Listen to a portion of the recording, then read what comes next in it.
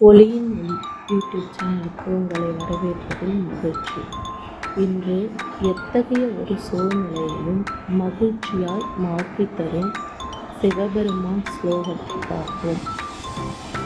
துஞ்சலும் துஞ்சல் இல்லாத போதினும் நெஞ்சகம் நைந்து நினைவும் நாள்தோறும் வஞ்சகம் அற்று அடி வாழ்த்த வந்த கூற்று அஞ்ச உதைத்தன அஞ்செழுத்துமே.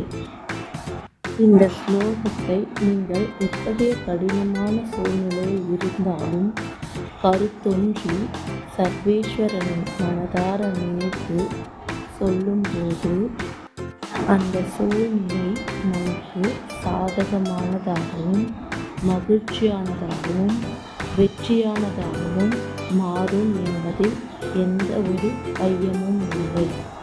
நன்றி, வணக்கம்.